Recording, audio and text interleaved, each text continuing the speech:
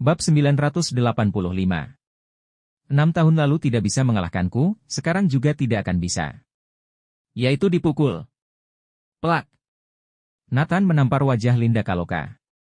Suaranya renyah dan nyaring. Linda Kaloka tercengang oleh tamparan itu. Dia menatap Nathan dengan tidak percaya. Kamu berani memukulku? Tidak mau bersujud maka akan dipukul. Plak. Nathan menampar lagi. Wajah Linda Kaloka dengan cepat menjadi merah dan bengkak, seperti kepala babi. Tidak mau bersujud tetap akan dipukul. Plak. Masih tidak mau bersujud? Ketika Nathan hendak menampar tamparan keempat, Linda Kaloka berlutut di depan Nathan hingga bunyi gedebuk, dan berteriak, aku bersujud, jangan pukul lagi. Bang! Bang! Bang! Linda Kaloka bersujud kepada Nathan sebanyak 10 kali. Pada saat ini, karyawan Jordan Group menonton adegan ini dengan rasa penasaran. Bahkan Kirana dan Jolene juga menonton. Jolene, coba kamu katakan ada apa ini? Linda Kaloka orang sesombong itu akan bersujud kepada Nathan. Ini hal yang tidak mungkin terjadi, kata Kirana. Sekretaris kecil di sebelahnya juga menimpali, ya, benar. Linda Kaloka ini juga seorang eksekutif tinggi Logan Group. Dengan identitas itu bagaimana bisa? Jolene tertawa canggung dan tidak bersuara.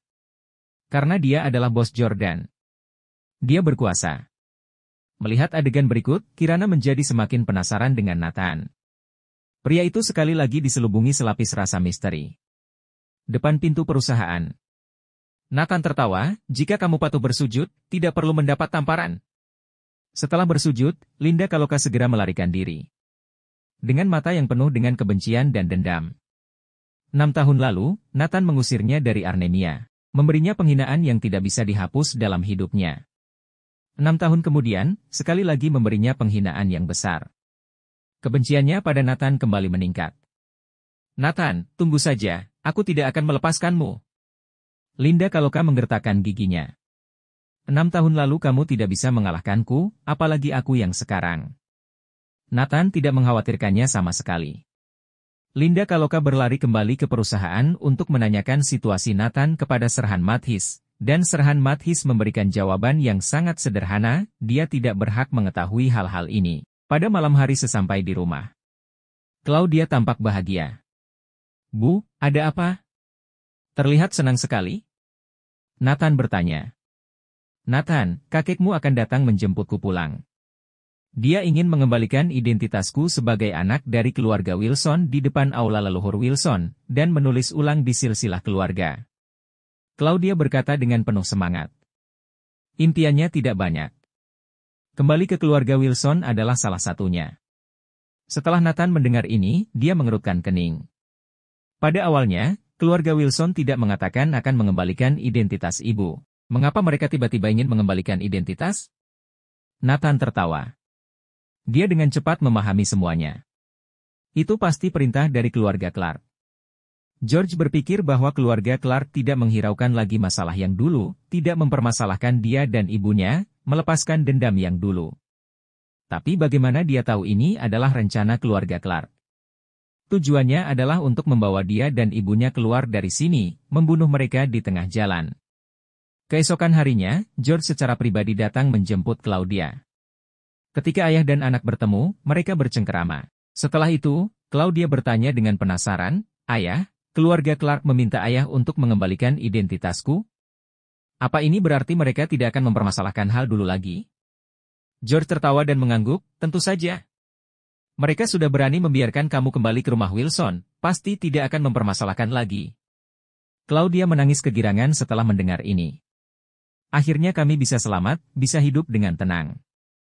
Nathan tidak membongkarnya, asalkan ibunya bahagia. Bab 986. Sayang sekali, baru bertemu harus berpisah. Kalau begitu Tuan Kela, Nathan kita berangkat. Untungnya, George merespons dengan cepat, hampir salah memanggil Nathan. Oke, kalau begitu ayo berangkat. Iring-iringan mobil keluarga Wilson kembali ke Elite House dengan cara yang megah. Kali ini, dia menunjukkan moral tertinggi.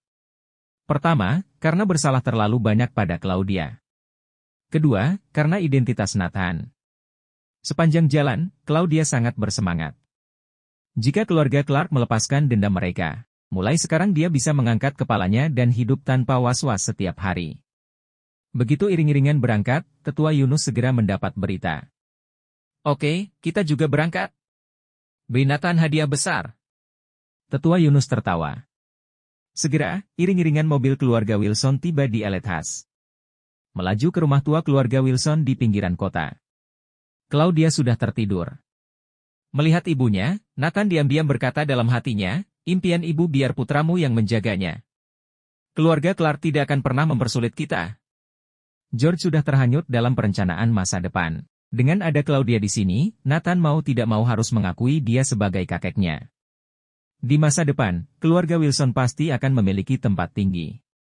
Brak! Saat itu, mobil direm mendadak hingga berhenti. Ada apa? Apa yang terjadi?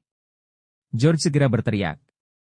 Terlihat Master berpakaian hitam muncul dari kedua sisi jalan, dengan niat membunuh yang menggebu-gebu. Setelah George turun dari mobil, dia melihat beberapa wajah yang dikenalnya, Yunus Clark, yang juga Tetua Yunus. Tetua Yunus, apa maksudmu? George sangat bingung. Hahaha, karena ada Dewa Perang Kunlun di tempat itu, kami tidak bisa bertindak. Hanya dengan membawa Nathan dan ibunya keluar, kami baru memiliki kesempatan bertindak. Tetua Yunus tertawa keras. Baru pada saat itulah George menyadari bahwa dia tertipu. Awalnya, dia penasaran mengapa keluarga Clark tiba-tiba melepaskan dendam mereka. Bahkan membiarkan Claudia mendapatkan kembali identitas keluarga Wilson. Ternyata hanya sebuah konspirasi. Aku hanya ingin memancing Nathan dan ibunya keluar agar bisa dibunuh. Pada saat ini, Claudia juga turun dari mobil.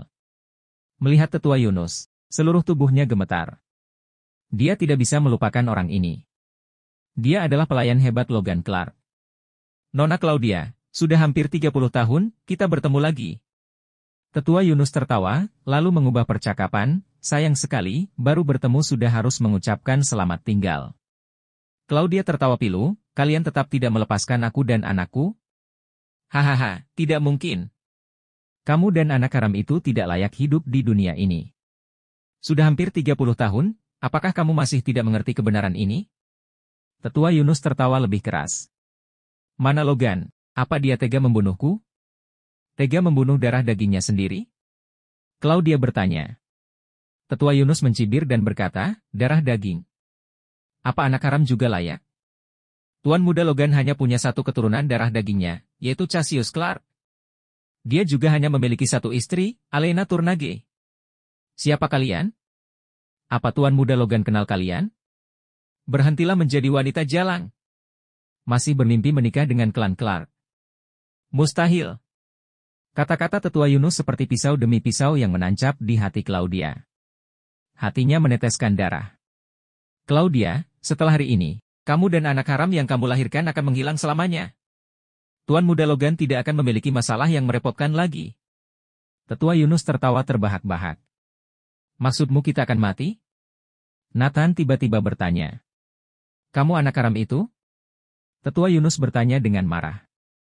Nathan berkata dengan dingin, jika bukan karena ada ibuku di samping, kamu sudah mati setelah mengucapkan kata-kata barusan. Bersambung.